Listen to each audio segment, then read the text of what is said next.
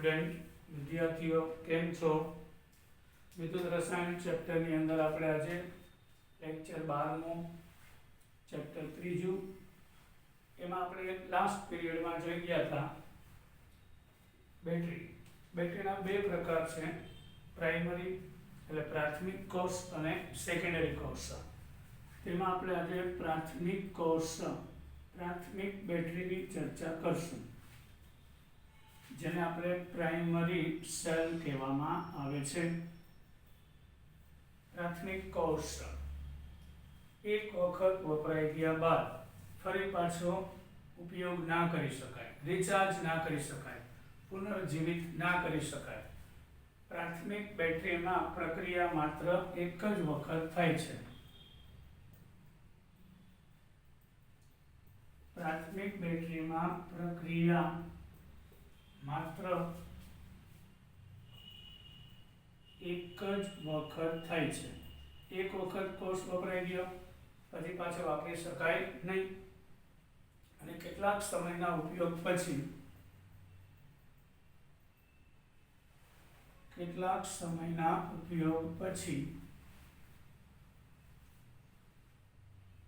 Battery મૃત થઈ જાય છે. મતલબ હમણાં મેં કીધું વાપરી શકાય નહીં. આપણા ઘરમાં વપરાતો પેન્સિલ સેલ મૃત થઈ જાય છે અને તે ફરી પાછો વાપરી શકાતો નથી. આ પ્રકારની બેટરીમાં સૂકો કોષ, જે આપણે ઘરમાં રિમોટ કંટ્રોલની અંદર, ટીવીના રિમોટની અંદર સૂકો કોષ વાપરીએ છીએ. વૈજ્ઞાનિક લેકલાન્સે હતો જેણે આ કોષ બનાવેલો, માટે યાદમાં એને લેકલાન્સે કોષ પણ કહેવાય છે. જે ટ્રાન્ઝિસ્ટર અને તે ટ્રાન્ઝિસ્ટર અને ઘડિયાળમાં આપણે ઉપયોગ કરીએ છીએ, ઘડિયાળમાં ઉપયોગ થાય છે. ટ્રાન્ઝિસ્ટર મતલબ કે રેડિયો, એની અંદર તેનો ઉપયોગ કરવામાં આવે છે.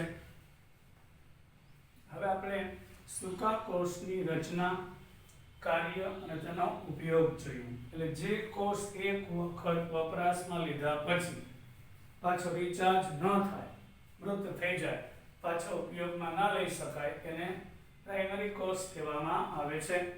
તો આપણા કોષમાં અત્યારે આપણે સૂકા કોષની વાત કરીએ તો પ્રાઇમરી કોષમાં પહેલો આવશે સૂકો કોષ. સૂકા કોષ વિશે ટૂંક નોંધ લખો, ડ્રાય સેલ. એટલે પ્રાથમિક કોષની અંદર સૂકો કોષ, જેને ડ્રાય સેલ કહેવામાં આવે છે. અહીંયા આગળ એક ગ્રેફાઇટનો સળિયો હોય છે કાર્બનમાં, અને ઝીંકનો નળાકાર પાત્ર. આ ઝીંકનું જે પાત્ર છે જે એનોડ તરીકે વર્તે છે, અને આ જે કાર્બનનો સળિયો કે જે કેથોડ તરીકે વર્તે છે. હવે આ કાર્બનના સળિયાની આસપાસ MnO2 અને કાર્બનનો બુક આ રીતે પથરાયેલો હોય છે. એની આસપાસ એમોનિયમ ક્લોરાઇડ અને ઝિંક ક્લોરાઇડની લુગદી ભરેલી હોય છે, પેસ્ટ. અને આ સળિયો સેજ બહાર નીકળતો હોય, એની પર સ્ટીલની કેપ હોય છે, અને ઉપર લાખ મીણ વડે સીલ કરેલું હોય છે. આ થયો આપણો સૂકો કોષ. ઝીંકનું પાત્ર ધરાવે છે, જે એનોડ તરીકે કાર્ય કરે છે. ઝીંકનું પાત્ર કે જે એનોડ તરીકે કાર્ય કરે છે, તેના મધ્યમાં ઝીંકને સ્પર્શે નહીં તે રીતે સેજ ઉપરની બાજુએ નીકળતો ગ્રેફાઇટનો સળિયો હોય છે જે કેથોડ તરીકે વર્તે છે, જે આપણે જોયું. આ ગ્રેફાઇટનો સળિયો કેથોડ તરીકે વર્તે છે. હવે તેની આસપાસ મેંગેનીઝ ડાયોક્સાઇડ અને કાર્બનનો પાવડર હોય છે. આની આસપાસ ચારેકોર આ સળિયાની આસપાસ કાર્બનના સળિયાની આસપાસ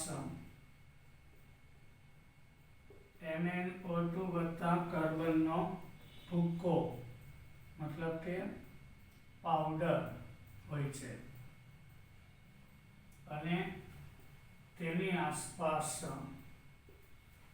એમોનિયમ ક્લોરાઇડ વત્તા ઝીંક ક્લોરાઇડની લુગદી ભરેલી હોય છે. વિદ્યુત ધ્રુવ પ્રક્રિયાઓ જટિલ છે, પરંતુ તેને લગભગ નીચે પ્રમાણે લખી શકાય. અહીં થતી પ્રક્રિયાઓ જટિલ છે છતાં નીચે મુજબ લખી શકાય. કોષમાં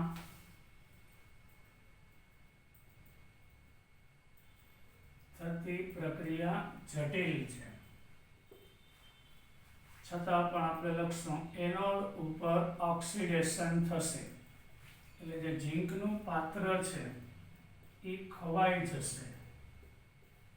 અંદર કાગળનું બારીક અસ્તર હોય છે કે કાપડનું અસ્તર હોય છે. જો આ સળિયો ઝીંકના પાત્રને અડતો નથી, એટલે Zn માંથી Zn+2 જેવો આપણે વિદ્યુત પરિપથ પૂર્ણ કરશું લેમ્પ કે કોઈ વસ્તુ જોડીને, એટલે ઝીંકમાંથી આ જે ઝીંકનું પાત્ર છે એમાંથી Zn+2 બનશે અને જે ઇલેક્ટ્રોન ઉત્પન્ન થશે એ એનોડથી કેથોડ જશે. હવે કેથોડ ઉપર રિડક્શન થશે, તો રિડક્શન કોનું થશે? મેંગેનીઝ ડાયોક્સાઇડનું થશે. યાદ રાખજો MnO2 વત્તા 2 NH4 પ્લસ ઇલેક્ટ્રોન, અહીંયા MnO બનશે, OH વત્તા NH3 આપશે. અહીંયા ઇલેક્ટ્રોન મેળવીને MnO પ્લસ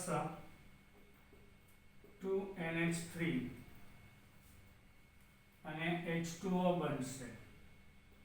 બુકમાં આમ આપેલું છે MnO OH, એટલે બેલેન્સ નથી આપેલું, આપણે બેલેન્સ કર્યું અને 1 મોલ NH4 પ્લસ લે બુક મુજબ. તો એકચ્યુઅલ પ્રક્રિયા છે NH4 પ્લસ વત્તા ઇલેક્ટ્રોન, એમાંથી MnO OH વત્તા એમોનિયા બનશે.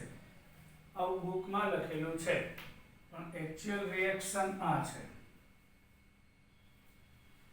એટલે અહીંયા આગળ કોનું? તો કે અહીં મેંગેનીઝ છે, ઓક્સિડેશન અંક +4 છે, એમાંથી +2 થાય. +4 માંથી +2 એટલે રિડક્શન, 0 માંથી +2 એટલે ઓક્સિડેશન.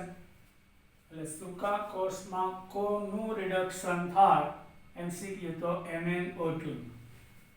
સૂકા કોષમાં કોનું રિડક્શન થાય? તો MnO2. કેનું ઓક્સિડેશન થાય? તો ઝીંકનું થશે.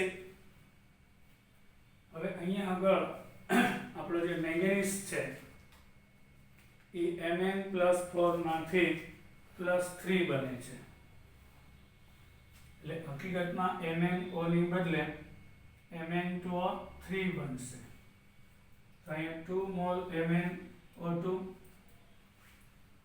એટલે મેંગેનીઝ 2. હવે આ સાચી પ્રક્રિયા બુકમાં 3, આ બુકમાં આમ આપ્યું છે, એટલે MnO અને OH છે, એટલે ખરેખર અહીં +4 માંથી +3 બનશે. ઓક્સિજન 4 થયા, 2 મોલ એમોનિયા ગયા, 1 ઓક્સિજન વધ્યો, અહીંથી 2 હાઇડ્રોજન વધ્યા, NH4 પ્લસ માંથી એમોનિયા વત્તા H પ્લસ આ રીતે, તો 2 મોલ હોય તો આ 2 એટલે 2 મોલ એમોનિયા આવી ગયા, એક ઓક્સિજન બચ્યું અને 2 હાઇડ્રોજન હારે જોડાય અને H2O બનશે. એટલે ખરેખર અહીંયા MnO2 માંથી Mn2O3 બને છે અને ઉત્પન્ન થયેલ એમોનિયા NH2+ હારે જોડાય અને સંકીર્ણ આપે છે. અહીં ઉત્પન્ન થયેલો એમોનિયા કોની હારે Zn+2 હારે જોડાય અને સવર્ગ સહસંયોજક બનથી જોડાય અને આવું સંકીર્ણ આપે છે. એમોનિયાના અણુઓ સાથે જોડાય અને આવું સંકીર્ણ આપે છે અને અહીંયા અંદર રહી જશે યુક્તિની અંદર. આ કોષ આપણને 1.5 વોલ્ટ આપે છે. આ કોષ 1.5 વોલ્ટ આપે. અહીંથી જે ઇલેક્ટ્રોન નીકળ્યા 2 એ અહીંયા આવશે એટલે MnO2 નું Mn2O3 માં રૂપાંતર થાય. હવે આ કોષ શા માટે રિચાર્જ કરી શકાતો નથી? પહેલા તો આ કોષના વોલ્ટેજ 1.5 છે. આ કોષ રિચાર્જ કરી શકાતો નથી. શું કામ? તો કે MnO2 માંથી Mn2O3 બને છે પણ Mn2O3 માંથી MnO2 પાછું રિચાર્જ કરીને બનાવી શકાતું નથી. અને આ કોષ 1.5 વોલ્ટ આપે. બુકમાં ઘણું બધું અધૂરું છે, તમને ડિટેલમાં કહું છું. આ કોષને રિચાર્જ કરી શકાય નહીં એનું કારણ તમને કીધું, પૂછાય. MnO2 માંથી Mn2O3 બને પણ Mn2O3 માંથી પાછો MnO2 બનાવતો નથી એટલે અહીંયા ધ્રુવ ઉપર ધ્રુવીભવન થાય એટલે બધોય MnO2 જ્યારે Mn2O3 માં ફેરવાઈ જાય કોષ કાર્ય કરતો બંધ થઈ જાય. હવે આ કોષ છે એક ધારો વાપરીએ તો ઓછો સમય ચાલશે પણ અમુક સમયના અંતરે વાપરીએ તો વધારે કાર્ય કરશે કારણ એને ટાઈમ મળી જશે, પાણી ઉત્પન્ન થાય, એમોનિયા દૂર થાય, નવો MnO2 એની સપાટી પર આવી શકે છે.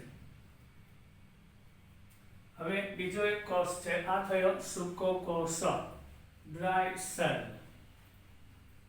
હવે આપણે મર્ક્યુરી કોષ પરીક્ષા. બીજો એક પ્રાઇમરી કોષ છે મર્ક્યુરી કોષ. મર્ક્યુરી આપણા કાંડા ઘડિયાળમાં રિસ્ટ વોચમાં જે બટન સેલ છે તે એને આપણે મર્ક્યુરી કોષ કહેવામાં આવે છે. મર્ક્યુરી કોષ છે નિમ્ન પ્રવાહ ઉપકરણ જેવા કે સાંભળવાના સાધનો, રિસ્ટ વોચ વગેરેમાં તેનો ઉપયોગ થાય છે. એટલે બીજો પ્રાથમિક કોષ છે મર્ક્યુરી કોષ, મર્ક્યુરી સેલ. મર્ક્યુરી કોષ છે નિમ્ન, નિમ્ન એટલે ઓછો, નિમ્ન મતલબ કે ઓછો પ્રવાહ ઉત્પન્ન કરવાના ઉપકરણ તરીકે ઉપયોગમાં લઈ શકાય છે. જેવા કે સાંભળવાના સાધનો,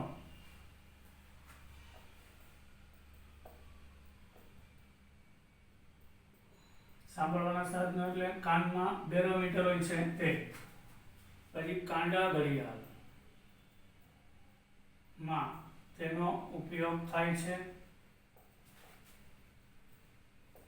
રિસ્ટ વોચ કહેવામાં આવે છે. અહીં ઝિંકનો મર્ક્યુરી સાથેનો સરંસ એનોડ તરીકે, અહીં ઝિંકનો મર્ક્યુરી સાથેનો સરંસ એનોડ તરીકે હોય છે એટલે આમલા પક્ષમાં ઝિંક અને મર્ક્યુરી બેનું મિશ્રણ એનોડ તરીકે હોય છે અને મર્ક્યુરી અને કાર્બનની લુપ્તિ કેથોડ તરીકે હોય છે. મર્ક્યુરી ઓક્સાઇડ તથા કાર્બનની લુપ્તિ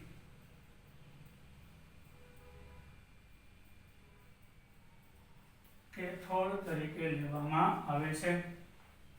કેથોડ વિદ્યુત વિભાજ્ય KOH અને Zn ઓની લુપ્તિ હોય છે.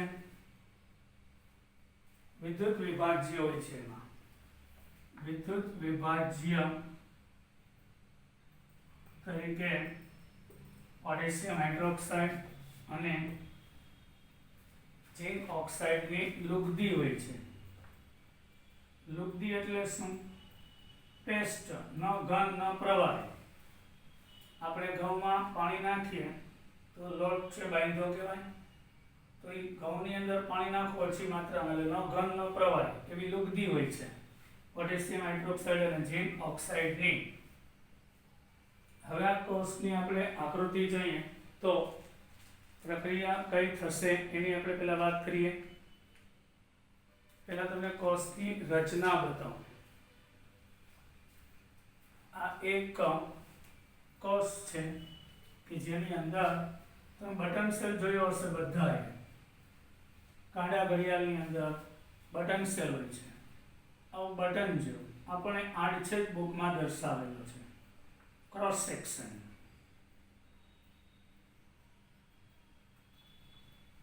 અહીંયા આગળ એક પ્લાસ્ટિકનો પડદો હોય છે અવાહક, એને સેપરેટર કહેશું.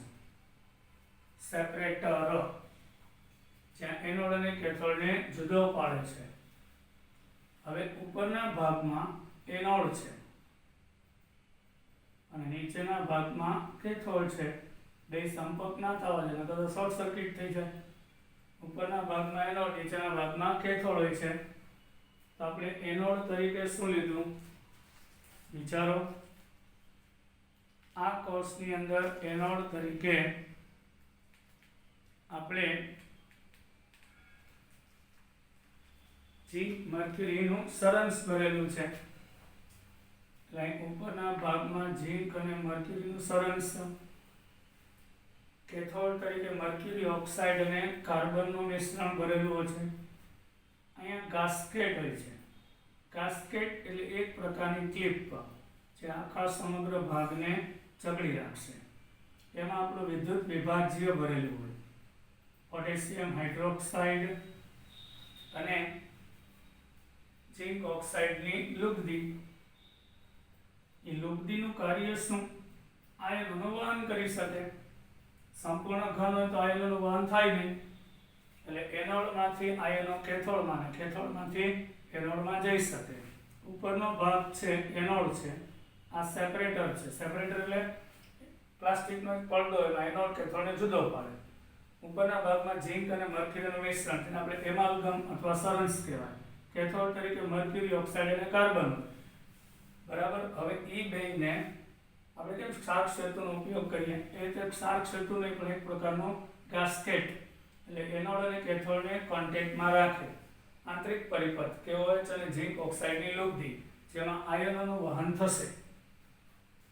હવે અહીંયા વિદ્યુત ધ્રુવમાં પ્રક્રિયા થશે એટલે એનોડ ઉપર પહેલા તો શું થાય? ઓક્સિડેશન થશે. આ કોષ કાર્ય કરે એટલે એનોડ ઉપર ઓક્સિડેશન થાય. ઝિંક અને મર્ક્યુરીનું મિશ્રણ એની પાસે OH- આવશે તો OH આવ્યા ક્યાંથી? દ્રાવણમાં, લુપ્તિમાંથી. એટલે ઝિંક અને મર્ક્યુરી નિષ્ક્રિય છે. આ ઝિંક છે એમાંથી Zn+2 બનશે. ઓક્સિજન સાથે જોડાય ઝિંક ઓક્સાઇડ બનશે. પછી મર્ક્યુરી એમનેમ રહેશે. આ બુકમાં નથી બતાવ્યું કહું છું. મર્ક્યુરી પ્રક્રિયામાં ભાગ નહીં લે. એક ઓક્સિજન વપરાઈ ગયો એટલે બે હાઇડ્રોજન ને ઓક્સિજન વધ્યા અને બે ઇલેક્ટ્રોન દૂર થશે. આ થઈ ઓક્સિડેશન પ્રક્રિયા. બરાબર. આ મર્ક્યુરી નિષ્ક્રિય છે, લુપ્તિ છે, એ એમનેમ રહેશે એટલે બે ઇલેક્ટ્રોન ઉત્પન્ન થશે. એ એનોડથી કેથોડ બાહ્ય પરિપથમાં જશે. એટલે હવે કેથોડ ઉપર શું થાય? રિડક્શન થાય. તો અહીં રિડક્શનમાં મર્ક્યુરી ઓક્સાઇડ અને કાર્બનનો ભૂક્કો છે, તો રિડક્શન કોનું? મર્ક્યુરી ઓક્સાઇડનું થશે. એ 2 ઇલેક્ટ્રોન મેળવશે વત્તા પાણી, એટલે આ Hg+2 છે ઇલેક્ટ્રોન મેળવીને મર્ક્યુરીમાં ફેરવાઈ જશે. અહીંથી એક ઓક્સિજન, પાણીમાં H+OH હોય, આ ઓક્સિજન છે -2, એ અહીં જોડાય છે, એટલે OH- OH- 2 વખત, એટલે 2OH- બનશે. એટલે જે 2 ઇલેક્ટ્રોન એનોડમાં ઉત્પન્ન થયા એ કેથોડમાં 2 વપરાય છે, એટલે મર્ક્યુરી ઓક્સાઇડમાંથી મર્ક્યુરી બનશે અને 2 મોલ OH. અને અહીંયા જે પાણી ઉત્પન્ન થયું એનોડમાં એ અહીંયા આ ગાસ્કેટ મારફતે કેથોડમાં જશે, એટલે અહીં પાણી વપરાઈ ગયું. પછી અહીંયા જે OH ઉત્પન્ન થાય છે એ અહીં ગાસ્કેટ મારફત, એટલે OH ક્યાં જાય? આંતરિક પરિપથમાં, કેથોડથી એનોડ ગાસ્કેટ મારફત. પાણી ક્યાં જાય? એનોડથી કેથોડ તરફ, અને પ્રક્રિયા પૂર્ણ થશે. આ રીતે આપણો કોષ કાર્ય કરશે મર્ક્યુરી સેલ. પણ આ કોષ પણ એક વખત વપરાશમાં લીધા પછી એને પુનર્જીવિત કરી શકાતો નથી. તો એકચ્યુઅલ પ્રક્રિયા કઈ થઈ? 2 ઇલેક્ટ્રોન ઉડાડો, H2O જાય, OH જાય, તો ઝિંક મર્ક્યુરી એમાલ્ગમ વત્તા મર્ક્યુરી ઓક્સાઇડ માંથી ZnO વત્તા મર્ક્યુરી, આ રીતે પ્રક્રિયા થશે. સમજાઈ ગયું છોકરાઓ? આ રીતે પ્રક્રિયા થશે. હવે આ કોષ 1.35 વોલ્ટ આપે છે. આ કોષ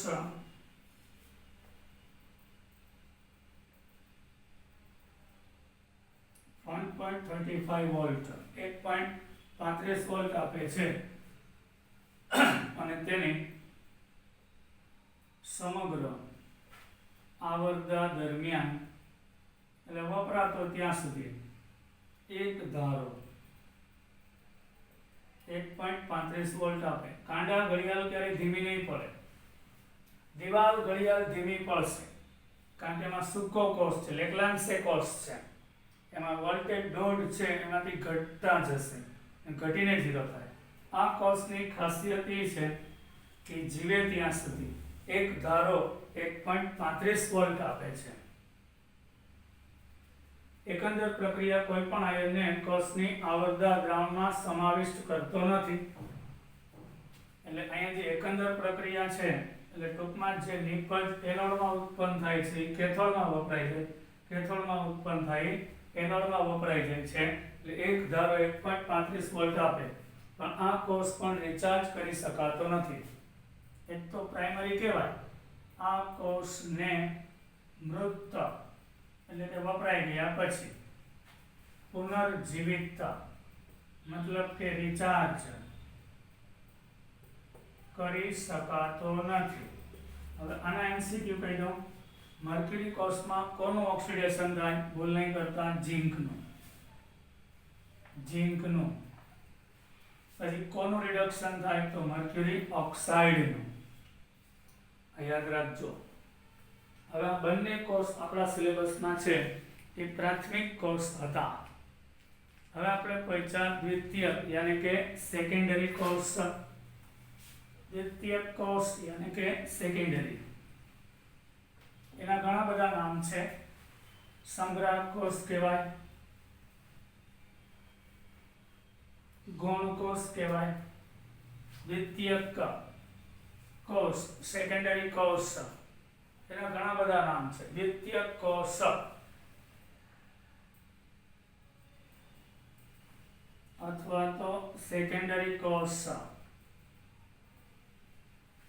ગૌણ કોષ, આવા ઘણા બધા નામથી તે ઓળખાય છે.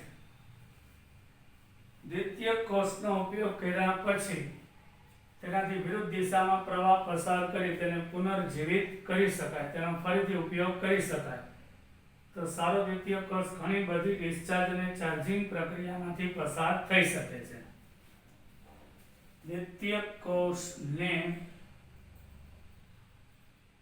એક વખત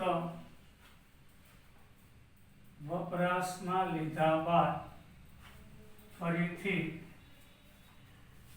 પ્રવાહ ઉલટાવીને તેને રિચાર્જ મતલબ કે બુક મુજબ પુનર્જીવિત કરી શકાય છે. અને આવો કોષ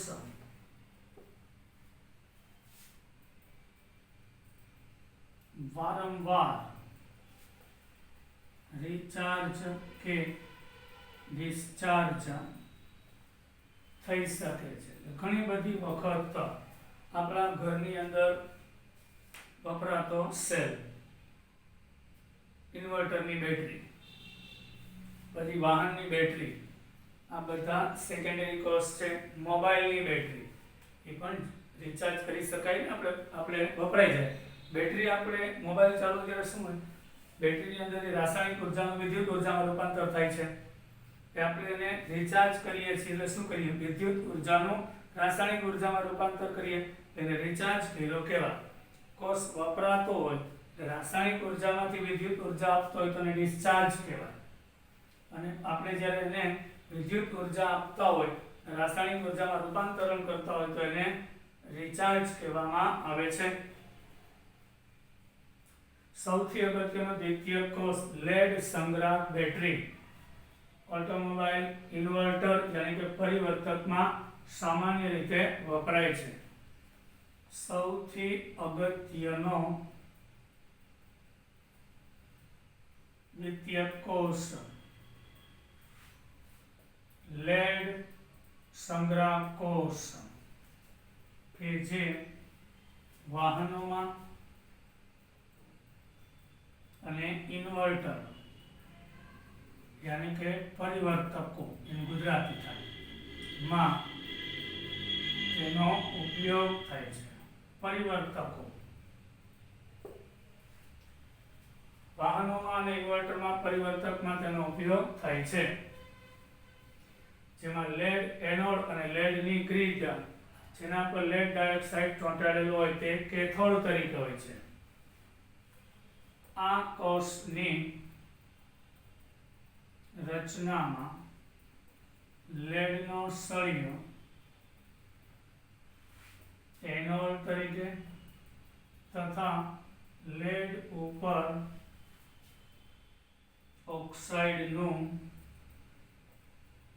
आवरण PbO2 होय ते सळियो कैथोड तरीके होय छे. ऑक्साइड નું આવરણ હોય છે એ સળિયો કેથોડ અને આ બંને ધ્રુવો 38% સાંદ્રતાવાળા સલ્ફ્યુરિક એસિડના દ્રાવણમાં ડુબાડવામાં આવે છે અને આપણને તે 2 વોલ્ટ આપશે. તો આપણે પેલા લેડ સંગ્રાહક કોષ લઈએ. હવે એની રચના જટિલ છે પરંતુ આપણે સૌ પ્રથમ કોષ કઈ રીતે કાર્ય કરે છે એ તમને બતાવું. एक्चुअल लेड संग्राहक कोषમાં શું હોય છે એ તમને કહું. 38% વેઇટ પર વેઇટ હા વજનથી ટકાવારી છે એટલે 38 ગ્રામ સલ્ફ્યુરિક એસિડ અને 62 ગ્રામ પાણી હોય એવું સલ્ફ્યુરિક એસિડનું દ્રાવણ લેવાનું. આ એક અવાહક પ્લાસ્ટિકનું પાત્ર હોય જેમાં 38% sulphuric acid weight by weight ખબર પડી ગઈ. 38 ગ્રામ સલ્ફ્યુરિક એસિડ અને 62 ગ્રામ પાણી એની અંદર આવો લેડનો સળિયો હોય અને એ એનોડ તરીકે હોય છે. લેડનો સળિયો અહીંયા એનોડ તરીકે એ લેડ ઉપર ઓક્સાઇડનું આવરણ ચડાવેલું હોય તે સળિયો કેથોડ તરીકે હોય છે.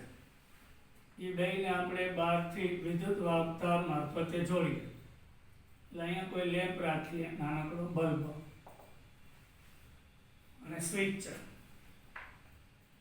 જેવી સ્વિચ ચાલુ કરશું એટલે કોષમાં પ્રક્રિયાની શરૂઆત થશે. આ લેડ છે, આ લેડ ઉપર PbO2 નું આવરણ છે. તો કોષ જ્યારે પ્રક્રિયા કરશે એટલે એનોડ ઉપર ઓક્સિડેશન થશે, એટલે દ્રાવણમાંથી SO4 - 2 આયન એનોડ ઉપર જશે,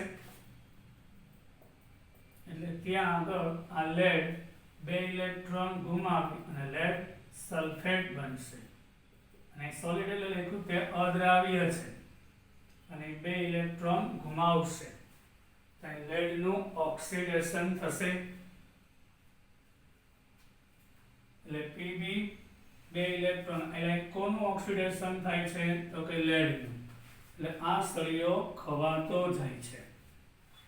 એની ઉપર PbSO4, કારણ કે PbSO4 દ્રાવણમાં નહીં જાય, ત્યાં જમા થશે, કારણ પાણીમાં અદ્રાવ્ય છે, તે ધ્રુવ ઉપર ચોંટી જશે. હવે જે ઇલેક્ટ્રોન ઉત્પન્ન થયા એ બાહ્ય પરિપથમાં એનોડથી કેથોડ જશે. હવે કેથોડ એટલે કયું છે? PbO2 છે, સોલિડ સપાટી ઉપર. દ્રાવણમાંથી કોણ આવશે? SO4 - 2 વત્તા 4H પ્લસ વત્તા 2 ઇલેક્ટ્રોન. આ દ્રાવણમાં હોય H પ્લસ અને SO4. એ કેથોડની સપાટી પર PbO2 છે, ત્યાં સલ્ફેટ અને H પ્લસ આયન જશે ગતિ કરીને. તો આ જે PbO2 છે એમાં લેડનો ઓક્સિડેશન અંક +4 છે. એ 2 ઇલેક્ટ્રોન મેળવીને PbSO4 બનશે. તો અહીંયા પણ આ +0 માંથી +2 એટલે ઓક્સિડેશન થયું, અહીં +4 માંથી +2 એટલે રિડક્શન થયું, એટલે PbSO4 બની ગયું. હવે 2 ઓક્સિજન વધ્યા અને 4 હાઇડ્રોજન વધ્યા, એટલે 2H2. તો આનું શું થયું? એ તો વપરાઈ ગયા ને 2 ઇલેક્ટ્રોન. અહીંયા આને 2 ગુમાવ્યા અને 2 મેળવા. હવે બેની એકંદર પ્રક્રિયા કઈ? મતલબ બેનો સરવાળો. Pb solid વત્તા PbO2 solid વત્તા SO4 - 2 બે વાર અને 4H પ્લસ, એટલે 2H પ્લસ અહીં જોડાઈ જાય, 2SO4 બે અહીં જોડાઈ જાય, એટલે 2 મોલ H2SO4, 2 વખત PbSO4 અને 2H2O બનશે. ઇલેક્ટ્રોન કટ થાય. આ આખી કોષ પ્રક્રિયા થઈ, રેડોક્સ પ્રક્રિયા. એટલે એનોડ અને કેથોડ બે ઉપર લેડ સલ્ફેટ જમા થાય છે. હવે તમને મારે એ કહેવું હતું કે આવા 2 ધ્રુવ લઈએ તો આપણને 2 વોલ્ટ આપે. કેટલા વોલ્ટેજ આપે? 2. હવે આ કોષને રિચાર્જ કરી શકાય છે. એટલે પૂછાય કે અહીંયા આ પ્રક્રિયામાં સાંભળજો, પહેલા કીધું આ લેડનો સળિયો છે એનું ઓક્સિડેશન થાય છે. એટલે અહીંયા PbSO4 તમે ઘણી વાર જોયું હશે, બેટરી ઉપર સફેદ કલરનો પાવડર, વાદળીમય સફેદ પાવડર જમા થાય છે. એ એકચ્યુઅલી PbSO4 છે. તે PbSO4 તરીકે હોય છે. હવે એનોડ અને કેથોડ ઉપર હવે આ પ્રક્રિયાને ઉલટાવી પણ શકાય છે, મતલબ રિચાર્જ કરી શકાય છે. હા, ચાર્જિંગ કરતા પ્રક્રિયા પ્રતિગામી બને, એટલે એનોડ પરનો અને કેથોડ પરનો લેડ સલ્ફેટ અનુક્રમે લેડ અને PbO2 માં ફેરવાઈ જાય. એટલે આ કોર્સને આપણે રિચાર્જ કરીએ. આ ડિસ્ચાર્જ પ્રક્રિયા, સ્ક્રીનશોટ લઈ લેજો કોર્સ કાર્ય કરે ત્યારે. હવે રિચાર્જ કરીએ એટલે જે એનોડ ઉપર અહીં બહારથી બેટરી જોડવામાં આવશે, એટલે એનોડ સાથે કેથોડ અને કેથોડ સાથે એનોડ, એટલે આપણો એનોડ છે હવે એ કેથોડ બની જાય અને કેથોડ છે એ એનોડ બની જાય. એટલે આપણો ઓરિજિનલ તો એનોડ જ છે, તો એનોડ ઉપર હવે પ્રક્રિયા રિચાર્જ સમયે કઈ થાય? ઊંધી થાય. એટલે જે PbSO4 છે એ 2 ઇલેક્ટ્રોન મેળવી પાછો લેડ બની જાય અને SO4 - 2 દ્રાવણમાં ચાલ્યો જાય. હવે આપણો જે કેથોડ હતો રિચાર્જ કરીએ એટલે એમાં પણ ઊંધી પ્રક્રિયા થાય. PbSO4 પ્લસ 2H2 માંથી PbO2 વત્તા SO4 માઇનસ 2 4H પ્લસ વત્તા 2 ઇલેક્ટ્રોન, એટલે એનોડ પાછો લેડનો, કેથોડ પાછો PbO2 નો બની જાય. એટલે આ કોષને રિચાર્જ કરી શકાય, પણ આની રિચાર્જ વારંવાર રિચાર્જ ડિસ્ચાર્જ કરી શકાય છે, પણ એની લિમિટ છે. અમુક સમયે એટલે એની રિચાર્જ ક્ષમતા 100% હોતી નથી. મતલબ લેડમાંથી લેડ સલ્ફેટ બને, પણ લેડ સલ્ફેટમાંથી પાછો બધો લેડ ના બની જાય, થોડોક લેડ સલ્ફેટ તો રહેશે. એટલે વારંવાર 6 મહિના 8 મહિના પછી વપરાશ બાદ આના સળિયા બદલવા પડે, અને અમુક સમયે 38% સાંદ્ર સલ્ફ્યુરિક એસિડનું દ્રાવણ ઉમેરતા રહેવું પડે છે. હવે તમે પરીક્ષામાં પૂછાય લેડ સંગ્રાહક કોષ કાર્ય કરતો ત્યારે કઈ પ્રક્રિયા, તો આ થશે. પછી આ ડિસ્ચાર્જ દરમિયાન કાર્ય કરતો હોય ત્યારે, રિચાર્જ કરો ત્યારે આ મુજબ પ્રક્રિયા થશે. જે તમારી બુકમાં નથી બતાવેલી, તમે જરાક જોઈ લેજો, સ્ક્રીનશોટ પાડી લેજો. હવે આપણે અહીંયા વાત કરીએ કે આ કોષની અંદર વાહનની અંદર 2 જ વોલ્ટની જરૂર હોય છે? નહીં, 2 કરતાં વધારે વોલ્ટેજની જરૂર હોય તો, જેમ કે પેન્સિલ સેલમાં બતાવ્યું હતું, એક પેન્સિલ સેલ હોય તો 1.5 વોલ્ટ આપે. 3 વોલ્ટ જોતા હોય તો 2 શ્રેણીમાં જોડવા પડે ને, અને 4.5 વોલ્ટ જોતા હોય તો 3 પેન્સિલ સેલ આપણે શ્રેણીમાં જોડીએ છીએ. બરાબર, આવા 2 સેલને શ્રેણીમાં જોડીએ તો આપણને 1.5 અને 1.5 તો કેટલા 3 વોલ્ટનો પ્રવાહ આપશે. આ જ રીતે લેડ સંગ્રાહક કોષની અંદર ઘણા બધા એનોડ અને કેથોડને શ્રેણીમાં જોડવામાં આવે. આ ધારો કે મેં 4 લીધા, 1 2 3 4, 1 2 3 4 એનોડ ને 4 કેથોડ લો.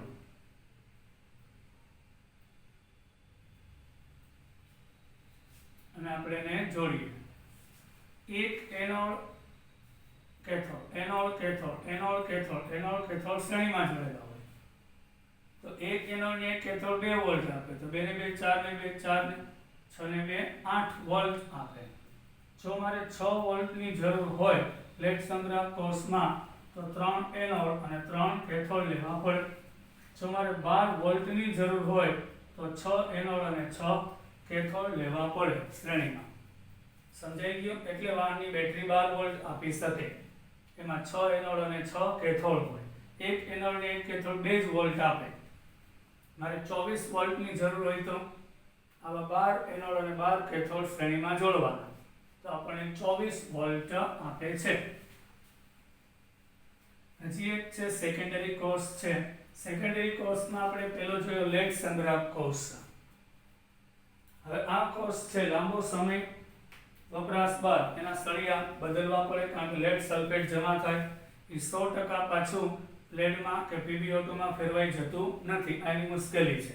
એટલે લાંબા વપરાશ બાદ 1-2 દિવસમાં નહીં, અમુક 6 મહિના 8 મહિનાના વપરાશ પછી ઇન્વર્ટરની બેટરી, વાહનની બેટરી, એના સળિયાઓ બદલવા પડતા હોય છે. લેડ સંગ્રાહક કોષની વાત છે. હવે હજી એક છે સંગ્રાહક કોષ. હજી એક સંગ્રાહક કોષની આપણે વાત કરવા જઈએ, એ છે નિકલ કેડમિયમ કોષ. તમે મોબાઈલની બેટરીમાં જોયું હશે, અત્યારે તો એનાથી પણ આધુનિક સેલ આવી ગયા. આપણે હજી જૂનું ગણીએ છીએ. અત્યારે તો લેટેસ્ટ આવી ગયા, લિથિયમ આયન બેટરી આવી ગઈ. પણ બીજો એક દ્વિતીય કોષ છે નિકલ કેડમિયમ કોષ, પણ તેનું આયુષ્ય નિકલ કેડમિયમ કોષ એટલે મોબાઈલમાં શરૂઆતમાં જે મોબાઈલ નીકળ્યા એમાં નિકલ કેડમિયમ કોષનો ઉપયોગ થતો. તેનું આયુષ્ય લેડ સંગ્રાહક કોષ કરતા વધારે હોય છે. કોનું આયુષ્ય? નિકલ કેડમિયમ કોષનું આયુષ્ય લેડ સંગ્રાહક કોષ કરતા વધારે હોય છે. અને પણ ઉત્પાદન કરવું ઘણું મોંઘું છે. તેનો ઉત્પાદન ખર્ચ ખૂબ જ વધારે છે, મતલબ કે ખર્ચાળ કોષ છે. નિકલ અને કેડમિયમ કોષ છે તે. આપણે આ કોષની કાર્ય કરવાની પદ્ધતિ અને ચાર્જિંગ અને ડિસ્ચાર્જની ધ્રુવ પદ્ધતિ પ્રક્રિયાની વિગતોમાં નહીં જઈએ અને એકંદર પ્રક્રિયા લેશું. પહેલા તમે કોષ બતાવી દો. નિકલ કેડમિયમ કોષની અંદર આ એનોડ હોય છે, વચ્ચે સેપરેટર અને પછી કેથોડ હોય છે.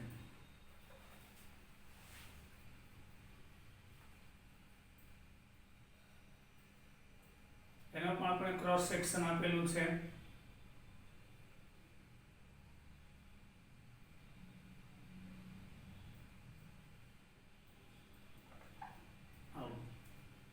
આ સેપરેટર છે. સેપરેટરનું કામ શું? એનોડ અને કેથોડને જુદો પાડી. સેપરેટર અવાહક આપણે ડિટેલમાં જોઈએ. હવે કેડમિયમ છે એનો સળિયો ધનભારિત પ્લેટ, પછી બુકમાં લખ્યું છે અલગ કારક. એ સેપરેટર અલગ કારક. હવે કેડમિયમનો સળિયો એ ધન ધ્રુવ તરીકે અને નિકલ હાઇડ્રોક્સાઇડ કેથોડ તરીકે હોય છે. નિકલ હાઇડ્રોક્સાઇડ આવી વારંવાર પ્લેટો વચ્ચે સેપરેટર હોય. Anode cathode, anode cathode, anode cathode, anode cathode એવી વારંવાર પ્લેટો હોય છે, અલ્ટરનેટર. હવે એની એકંદર પ્રક્રિયા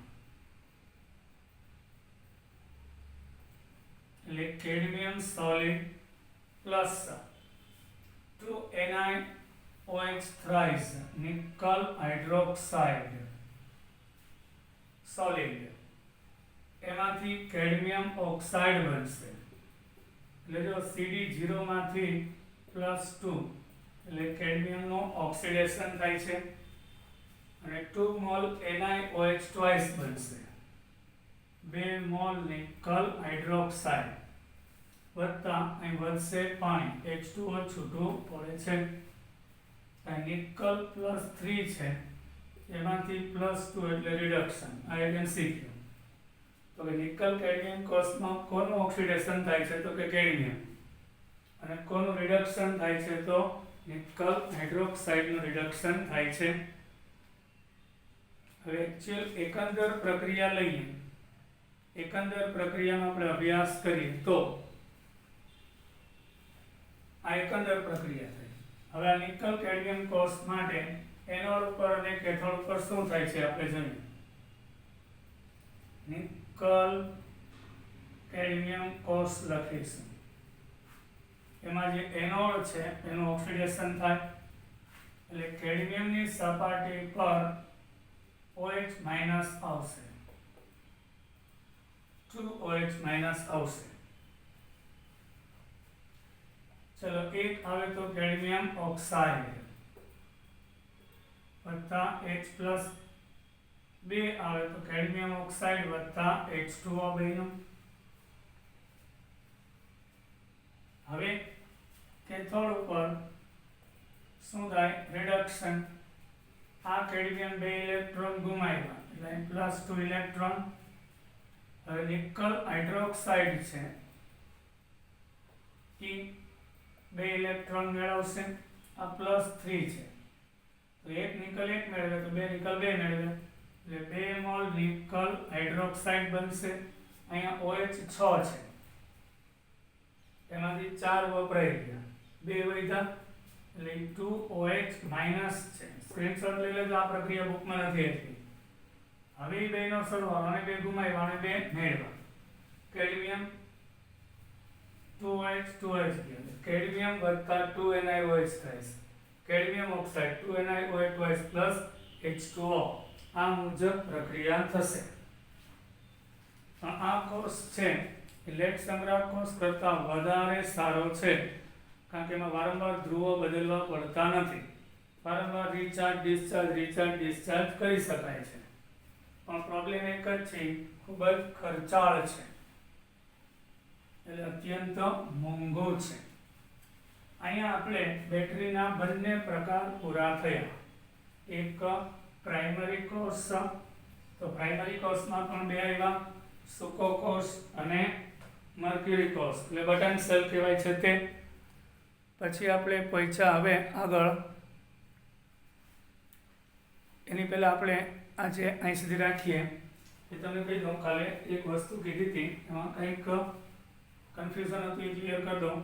આપણે NaCl નું દ્રાવણ લઈએ, જલીય દ્રાવણ, પાણી વડે વિદ્યુત વિભાજન, કોનું?